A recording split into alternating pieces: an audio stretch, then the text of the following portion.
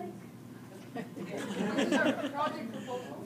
Okay, so, All right. So basically, our planet is getting more and more polluted as more and more people keep on creating more garbage for us. And so basically, many people have been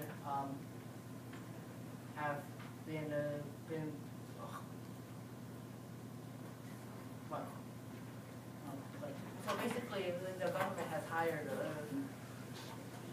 many people to be basically garbage men in a sense, and to collect our waste and to put it in a safe area where it won't cause any damage to our society. And so now government spending is about to be cut, and we need a more economic solution to this. And so we can use a robotic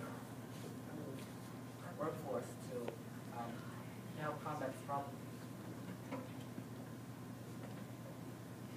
so our problem is we need some form of waste management to get rid of our trash. But human waste can be quite hazardous to those handling it. We also require labor forces due to current economic situation the country's in. Government spending cuts are going to force lower wages and a smaller workforce. So our solution is to substitute human waste collectors with robotic workforce. And so that would be far cheaper than human workforce because you don't need to pay robots to work.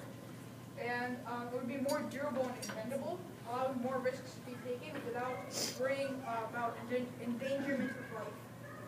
And so we'll use the Bobot to simulate this.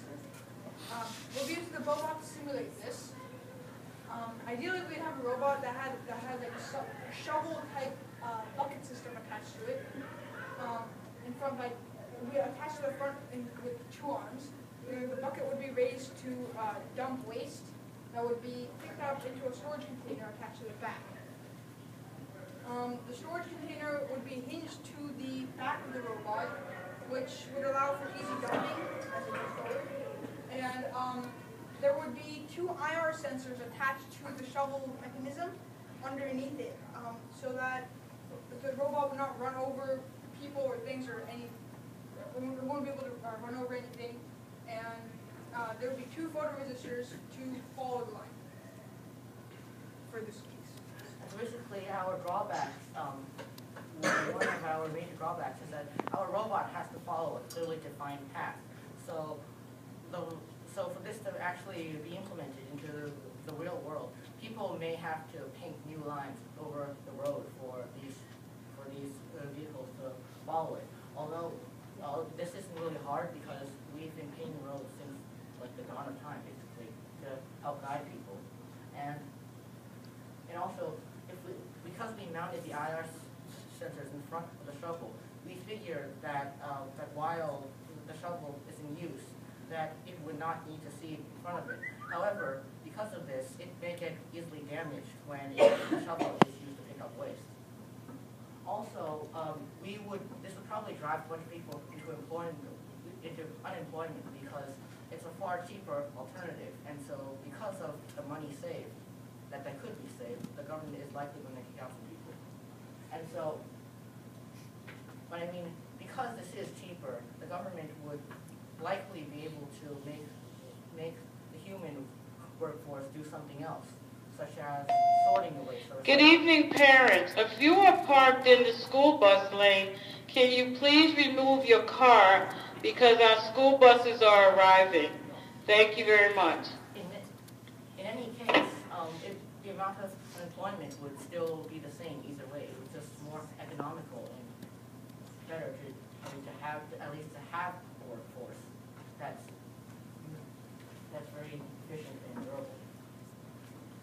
And so this is is what we wanted to make basically. As you can see, the basic Bobot chassis is a rectangular prism sort of thing. And so these two rectangles here, they would be extra servos that we would attach so that they would be able to lift this shovel here up and down.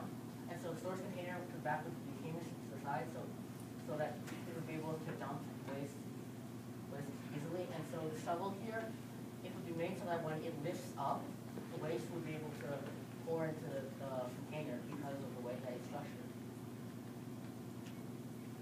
And so basically, in the front of the shovel, we have 2 IR sensors, so that it would be able to see, to detect objects in front of it. So if someone is crossing the street, or if there's a car in front of it, it doesn't completely just destroy it.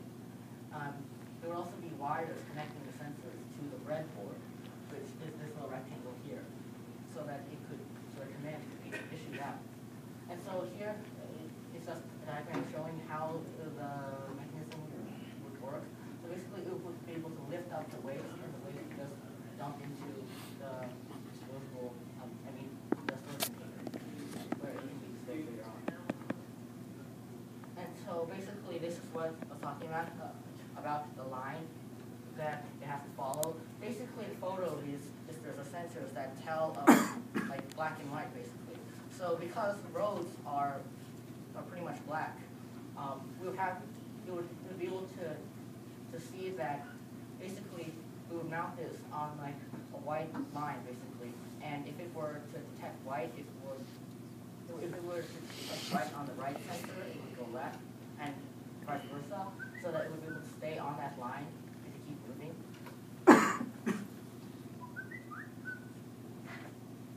So these are our materials. So the free stuff that we are going to get or have already were the build-up kit, 2 additional servos, 2 IR sensors, 2 photoresistors, and some additional parts that we need as a storage container, a shovel, and arms. Note, we are going to use Pro-E and design the extra parts digitally using a 3D printer, and it's about $50, which is our budget.